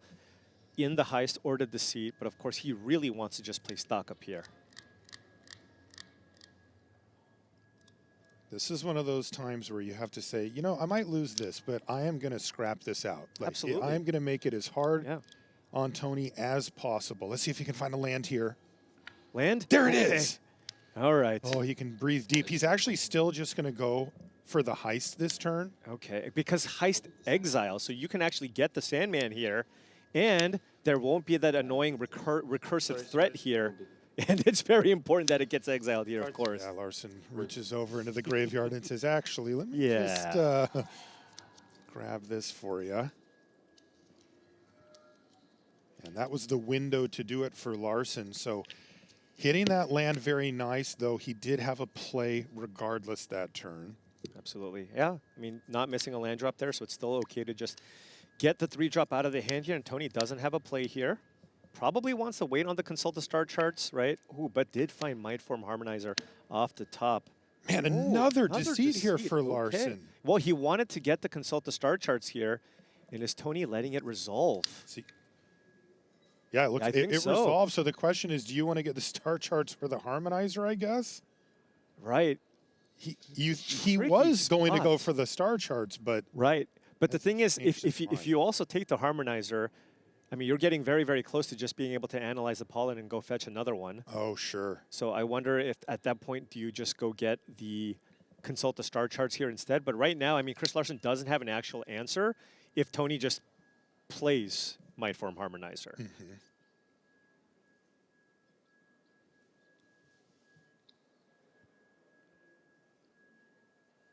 Okay, He's going to stick to the plan, though. and Toni Portolan doesn't have a Fabled Passage here, so no X's combo. Just going for the beatdown plan here, and so far, it would be effective here. He's going to have to go for a stock up, though, because the land is not flowing here for Larsen, and he needs an answer for the harmonizer at Yes. some point. So wants land plus shoot the Sheriff or Bitter Triumph. That's what he's looking for here. He did find a land, but it looks like Duress and Superior Spider-Man. are Superior his other Spider-Man? choices. Yeah. That would be very, very good, actually, right? Actually, the Yeah, deceit. if you have the second blue source, if you go Superior Spider-Man, copying the deceit, you can pick up the Mindform Harmonizer and force Toni Portolan to discard the creature. And he did actually find that here, a dual land. Does he have a blue source? Yeah, the Okay. far right card, I believe. Now we'll find out in a second here. It's Right. a little difficult to see from this angle, but yeah, well, it was a land either way. Let's see which one it is. Yeah, it's Okay. a Watery Grave. Watery And he's going to Grave. pass the turn back. So All right. he's going to take a bit of a beating How here. much damage? I mean, if you have a fetch land here, that's 16 damage, right? Yeah. Yeah, okay, so just the starting town. Go to Attack for 8. There's an active bossing say, but do you want to just keep up Seer here instead? And there's also Spell Pierce, so you might just pass. All right, Chris Larsen So Chris has the answer that has he the needs answer, here, and, though. and this cannot get Spell Pierced. Right, Superior Spider-Man creature. Blue, blue, black, black. Target the Harmonizer. All right, and certainly going to take it out of the hand here. Make him discard that. Yeah, now Toni Portolan can collect evidence with Analyze the Pollen and go fetch another Midnight Harmonizer or Ice Tail Explorer if he feels like he just wants to kind of develop his board and just get more mana in play. Larsen did find another land, it looks like. So this is definitely a productive turn for him. Yeah. The only land that doesn't naturally tap for black mana.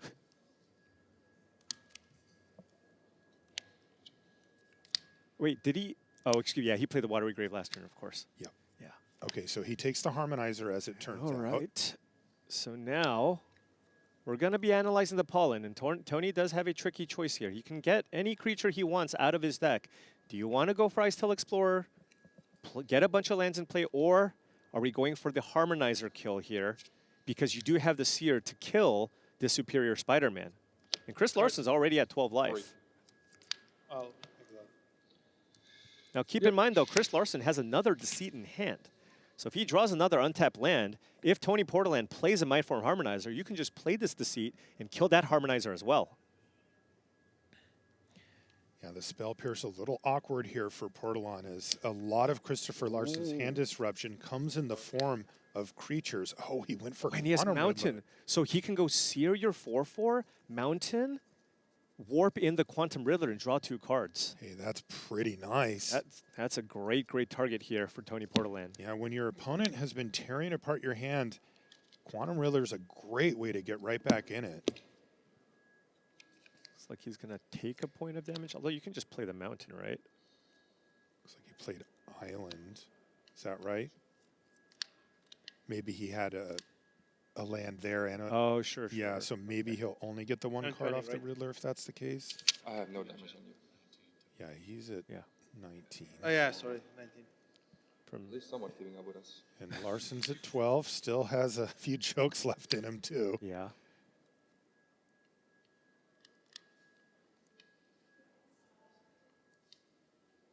Did Toni play his land for the turn yet? I think he played the island, but I may be wrong, so we'll find out shortly. Chris Larsen was Okay, on he the has not play. played it. Yeah, Chris Larsen was on the play, but he did miss a land drop, right? Yes, he did. So Toni does play that mountain, can use the seer. Yeah, I liked. Yeah, okay. So Yeah. this is what I thought he was going to do. I was just curious if he was going to just try to hard cast the Quantum Riddler or something instead. But he's going Warp it to in, warp it and get Draw 2 2 cards. Okay. And he still has that spell Right. pierce in hand too. But now Chris Larsen can continue digging. No pressure just yet. He found 2 lands, did Portolan. Okay. Yeah, there is. And 2 lands is kind of rough because you can't play both of the spells. So when you play the Riddler, you won't be able to draw 2 cards. Yeah, that's the only things that he can't get out of his hand quite quickly enough. All right, stock up again for Larsen. Okay. He's going to try to advance his own game plan. So far, this whole game has been about stopping Toni, Right. but can he get his own thing going? Oh, is he just going to... Be careful here. Stories? He does have Shoot the Sheriff. Might want to just fire that off. Does he know about the spell pierce? I'm not Yeah. entirely Yeah, sure. He it's does. face That's up. face up. Face- Okay, yep. okay. So certainly doesn't want to use Shoot the Sheriff then. End of turn on the Quantum Riddler with that spell pierce here. Of course, also you just can't play out the Winter Night Stories either. Yeah, I mean, he's going to assume that the Quantum Riddler is going to come back down from Toni, Oh, but he decides just to play around Spell Pierce entirely, it looks like. right. But Toni draws stock up here. All right, he has fueled up here.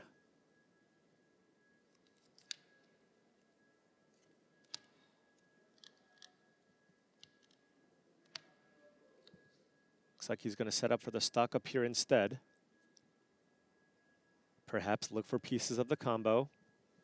Mindform Harmonizer, full bore. Ooh, there's a Hey, Soul there's Guide a Lantern. Ice Ooh, Till there's a full Explorers. bore. And a full bore. Probably getting Ice Till plus stock up. It just has plenty of land, so don't need that. Unless you want to find a little more disruption for the graveyard, then you can choose to get that Soul Guide Lantern as well. Although we're kind of at the point where Chris Larsen can just start hard casting all of these threats, right, for the full amount. So perhaps the Soul Guide Lantern isn't quite as effective here. So maybe you you'll want play to Lantern, your opponent just goes cast Deceit. right, just play Deceit. Right, that's tough.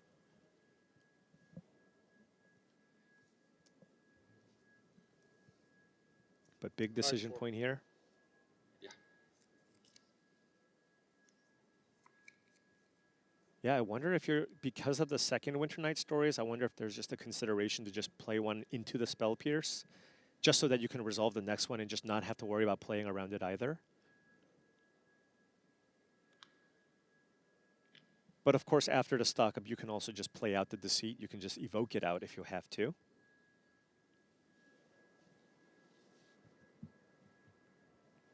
You're 12, right? Yeah. Took 8 from that Harmonizer early. Yeah, one big crunch. And no Excruciator Demon in sight here. Yeah, so far it's just been all hand disruption and card draw. Yeah, kind of felt more like a control mirror here for this final game. Yeah, I guess I guess if you're Toni, you also go, should I? Is it time to take this full board? Do I go for that, or if it happens, and I just try to value you out? All right, Toni did finally make a decision here. I think it was Stock Up and Soul Guide Lantern. So neither player particularly putting their own game plan forward in a meaningful way. Right. Tony's like, you know, we'll pick up the Spell Pierce now. Yeah, Christopher wrote it down just so he doesn't forget.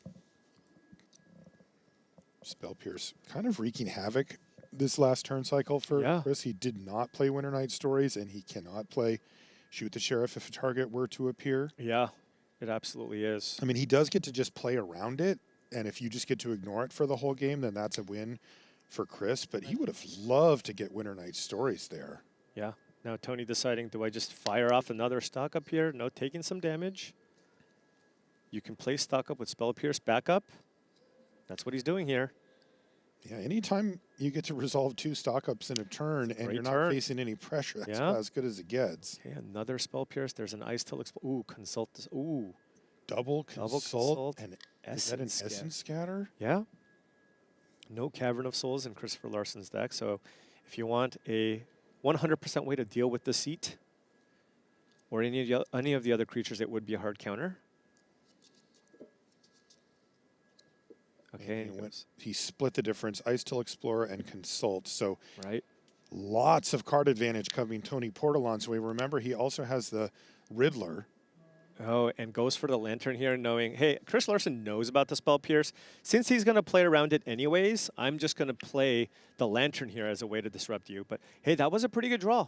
Intimidation tactics here with the Winter Night Stories. There's also Deceit, so lots of good options here for Chris Larsen. You can make the case that you just cast out Deceit, bounce the Soul Guide Lantern, and see what you're working with. Or you can just try to draw more cards this turn, still cast some interaction, possibly even keep up Shoot the Sheriff. Of course, Shoot the Sheriff wouldn't really work because of the Spell Pierce.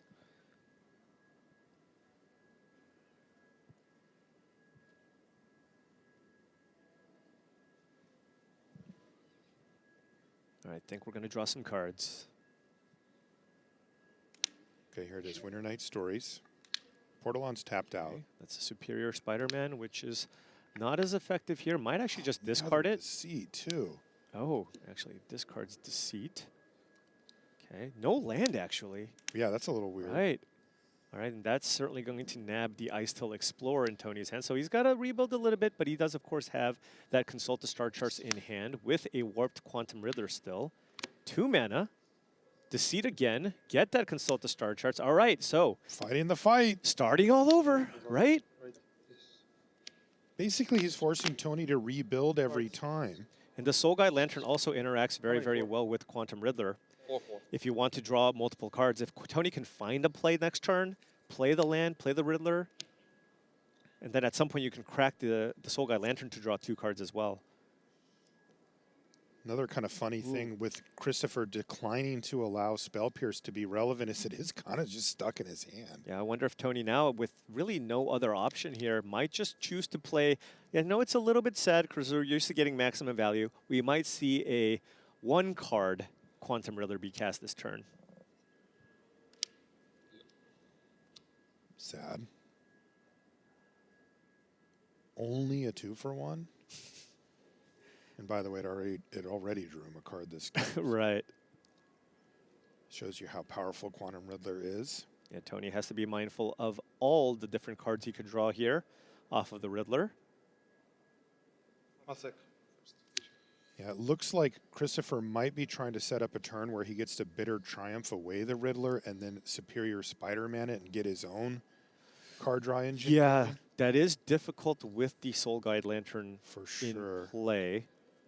But at some point, you can force the sacrifice of the Soul Guide Lantern, right? You're just like, hey, look, I don't really care. Like, I'm just going to play a 4/4. And it's basically kind of a Reclamation Sage effect, if you think about it, because it's like you kind of have to pop it. Right. So, but you get a nice big 4/4 out of the deal and force your opponent to react. All right, what does he find? Is that a land? Nope. Or I don't know. Yeah, it was. It was a land here. All right, so this is a big turn here. For Chris Larsen, he really wants to kill that Quantum Riddler here. And he does. Shoot the Sheriff. All right, so that resolves. So now you know about Spell Pierce. I think you just go for the Spider-Man and kind of force the activation of the Soul Guide Lantern. And that's funny. Portolan maybe wishing he would have used Spell Pierce Right. to prevent this play. Exactly, because he has no other way to disrupt this. Right. If you make him pay the 2, which he would have to do, you get 2 benefits if you're Toni. This can't happen, and also you get that Spell Pierce out of your hand. If you were the one who had the Quantum Riddler, if you've got another one coming, Yeah. Spell Pierce is a card that's pretty awkward to have stuck in your hand. I mean, this is huge. Chris Larsen has been able to sneak in the Superior Spider-Man. Actually just drawing a card here? He did. Okay. And he shook his head. He doesn't like the way he played that. Oh, right. He found And that's consult a the star consult charts, the though. star charts. And this is still, I presumably it's on the stack. Oh, and this And is now gonna, he's going to actually go for the deceit instead. yeah, go for the, and it's going to take the consult the star chart. So now Toni needs to top deck something here. He's got nothing. He just is on nothing. Stock up, consult the star chart, something here. He found Might Form He Harmonizer. found Might Form Harmonizer, but has no way to give it haste. And Chris Larsen has a bitter triumph. So Chris Larsen currently looking very good here. Toni Portolan has a lot of mana in play, but all of this hand disruption. This is like the 5th or 6th hand disruption spell that Chris Larsen has cast this turn. He's now providing a clock and has the answer to this Harmonizer. Let's just say Chris isn't going to feel comfortable about his position until somebody says, hey, you won. Yeah, that Spell Pierce was so big. Toni Portolan shaking Tony's his head. still kicking himself for not casting it there. Yeah, I mean, keep in mind, this has been a marathon of a match. We're talking about Game 5 here. So much on the line. And a huge day/weekend for these guys, Of too. course. I mean, these tournaments can be exhausting. I mean, imagine the mental energy that they're expending every single round after round. Absolutely.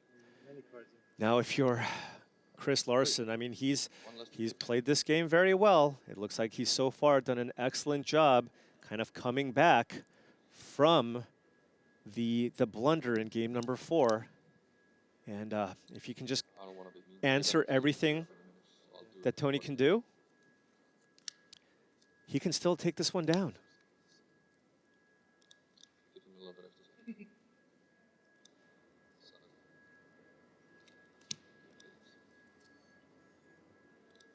7 mana. What is he doing?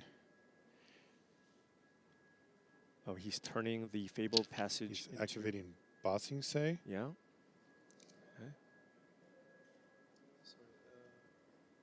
I have no idea what's going on at the moment. He tapped a lot of extra mana, that's why. Right. Makes a lot more sense. But there's a... Yeah, he's debating whether or not he wants to play out the Might Form Harmonizer. Okay, doesn't. just a 2/2. He wants to try to steal it. Yeah. And Chris Larsen needs to just be absolutely super careful here. Don't attack if you don't have to. Two superior How can you Spider-Mans, lose both this being game elementals. from this point? Exactly. I'm not dying, Might right? Form Harmonizer I certainly know is this one of those finals, cards. I played this deck for a shit ton of rounds. But 2 of these stays in play, right?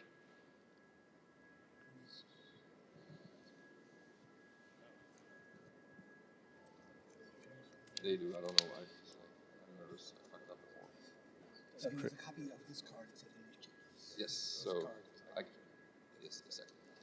Thank You you. see Christopher's asking some questions here. Apologies for the language there. He is in There is no a lot filter. of pressure right now. Yes. All right, so Superior Spider-Man, and he knows that Bitter Triumph won't resolve given the Spell Pierce in Toni Portolan's hand. What is he going to copy? There's a Quantum Riddler in the graveyard, I believe. Yeah, there is. Is there something else that he wants instead? Get another one.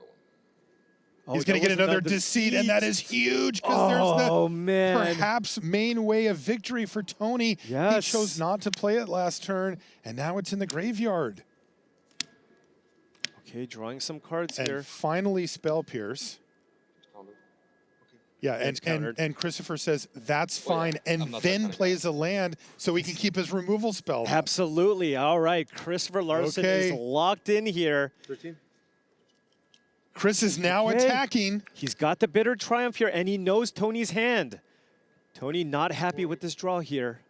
Tony's hand is Steam Vents plus a card off the top. Plus the card he drew off the top. Mindform Harmonizer would not get it done. That's a second bossing say here. So this is 2 activations. I mean, Chris Larsen a lot of damage. is at 12.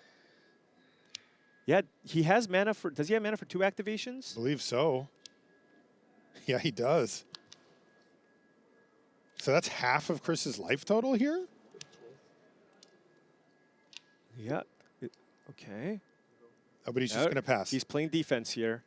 All right, Chris Larsen, though, he's the one who has action still. He's got the Winter Night Stories in hand. He's even got the Reef in play if he feels like he's ready to kind of close things out for damage. I think he's considering killing the 4/4 Fabled Passage here to try to clear the way. And then force the the Reef's block on the 2/2. huge, right? It's 4/4. Right, because if you kill the 4/4, and then you attack with all 3 of your creatures, including the Reef, Must be you have to block the 2/2, which then means Toni Portolan needs to make a 2/2 and then somehow get that big enough to actually kill Chris Larsen in one attack. That's right. And right now, Chris is thinking about if that's possible. And Toni Portolan, he knows about, Toni Portolan only has Steam Vents in hand. There are no fetch lands. There is no Airbender, there's no Ascension, Earthbender Ascension. There isn't an Untitled Explorer on the battlefield. Okay, Christoffer Larsen is going to go for... Ooh, this is rough.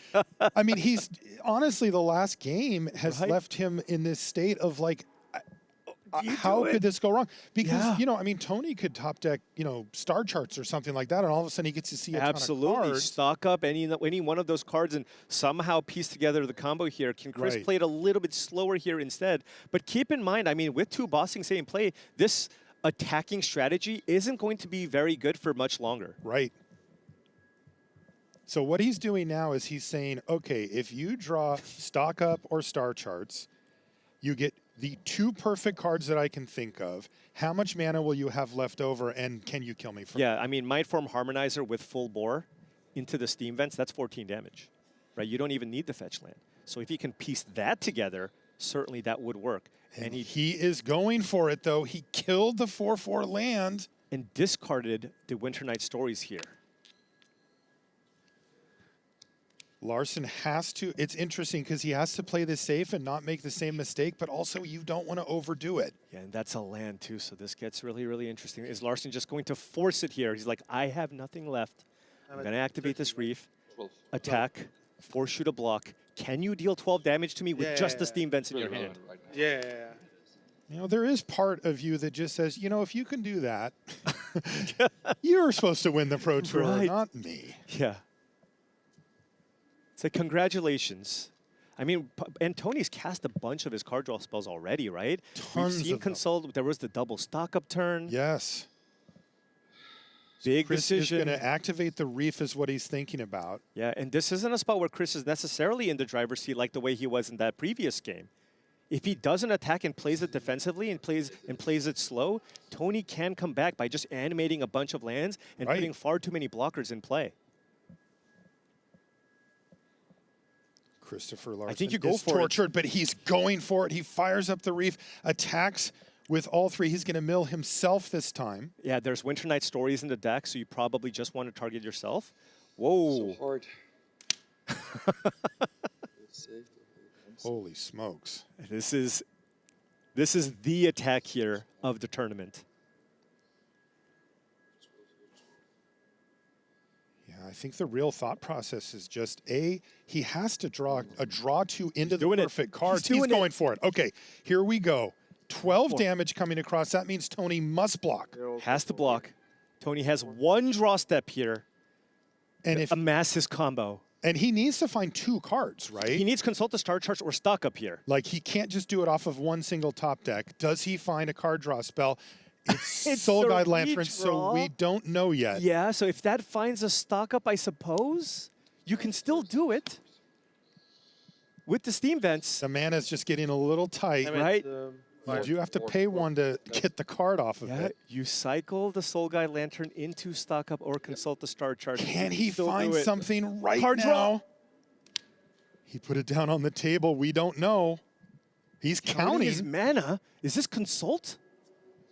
No, it's not, and Christoffer Larsen wins Pro Tour Lorwyn Eclipse. The biggest sigh of relief in Magic history comes from Christoffer Larsen as his team mobs him. I mean, to lose this finals would have been absolutely brutal, but Chris Larsen played that game incredibly, despite what happened in Game 4, and now he is your Pro Tour champion. Oscar Christensen gives him a big hug and a big lift. Unbelievable. What a finals from both of our players. And another amazing finish for Toni Portolan as well. I mean, what an incredible fight, right? Took him all the way to 5. We thought it was over 20 minutes ago. So did he. That was the problem, is that he also thought it was over 20 minutes ago. And I cannot imagine the amount of fortitude you need to have to bring yourself back into the moment and try to think it through. I mean, you could see what he was going through on that last turn. You don't want to overdo it. Right. Right? You don't want to now play scared and say, well, I messed up before and I don't want to give him that opening. And all of a sudden he's like, activate bossing, say twice go. And you're like, well, now I don't have any attacks. Absolutely. And the game starts to fall away from you. And ultimately he did find the line. Yeah, I mean, it's the years of experience, right? Because like when you look at that spot, you're just thinking, oh, Game 4, I thought I was so far ahead. I didn't think there was a world where I could lose from this spot. So he didn't take that extra little bit of time to figure out exactly what the perfect play was on that turn. And of course, he absolutely regretted that play. So for that final turn, going through all the motions here, going through all the cycles, recognizing that there's still a chance he can lose that game, right, with the right circumstance, with the right group of cards, but Toni would have to draw the perfect group of cards. And sadly, and unfortunately, he wasn't able to get there. But Chris, I love the way that he went for it. He wasn't scared. Right? It's so easy to be scared there after that devastating loss in Game 4. Absolutely went for it there. Beautifully played. It looked like he wasn't really rattled at all after what happened in the previous game. Yeah, really great. He found the line and got across the finish line. Christoffer Larsen is your champion. That's it for us in the booth. Let's head over to the news desk with Maria. Hey, thank you so much. What an incredible finals here. And that might actually even be understating it, Monty. That was fantastic. Just a full 2 hour nearly. Yeah. Best of 5 back and forth, and just it really was the perfect capstone to what was already just an incredible weekend. Yeah, zooming a little bit out from this finals here, the weekend for you, what is the story? What is the main takeaway? I think it's the health of Standard. I think it's the storylines coming into the weekend of Cub or anti-Cub, and then as the Cub decks fell, which anti-Cub reigns supreme. If you ask a million Magic players, I don't think a single person would predict going in a week ago an excruciator versus harmonizer finals. But also at the same time, it's the success, years of hard careers and long careers being paid off. Team Cosmos Heavy Play formed right after Javier Dominguez won the World Championship. They haven't had a title yet, so this is their first championship as a team. It's all just incredible stuff. All right, it's time to hand out a trophy. I'm going to pass it on over to Cedric Phillips with our trophy presentation. Thank you so much, Maria. The champ is here. Pro Tour Lorwyn Eclipse champion, the Big Dane, Christoffer Larsen.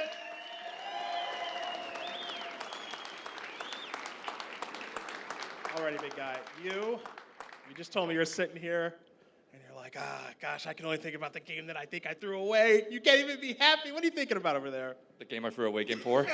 I'm not thinking about anything else. I'll give you one thing. But what I really think is that the fact that I'm standing here means that the Spanish demon trap worked.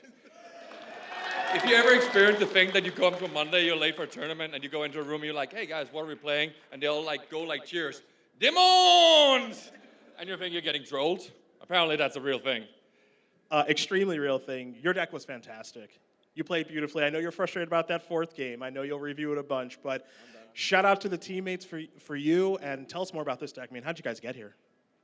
We got here by having a world champion who once upon a time played a 6-mana demon, and suddenly none of the Spanish people will let it go. They're all trying to recur it in. and working with a team of Cosmos who are well dedicated, well prepared, and have some of the best people in the world sitting by your side. You don't have to do much to know, crack a pack in once in a while and give your opinion. I promise you, this is more their victory than it's mine for a team fucking effort. I'll give you that much. Well, I'll say this. Your constructed deck, fantastic, but we can't overlook the limited record. 6-0? 6-0? Maybe you underestimate your limited game a little bit. It's a very dominating display. No, I said all I need to do is crack packs. Okay. All I do is crack packs and won a draft. Yeah. And I just have the best of team to tell me the constructed thing. And that is the beauty of the game. It's not all about the magic. It's also about the gathering.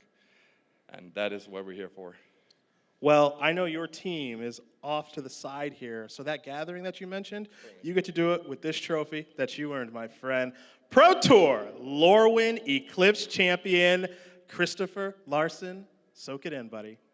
Boom.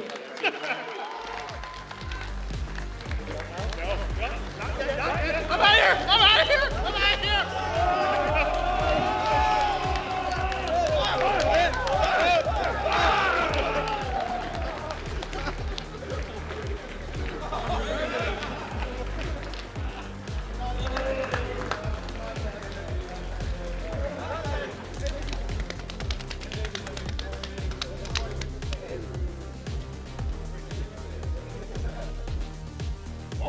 You heard him say it there. It's all about the gathering. After a full 5-game final, congratulations once again to Christoffer Larsen as he hoists the trophy very carefully here at Pro Tour Lorwyn Eclipse.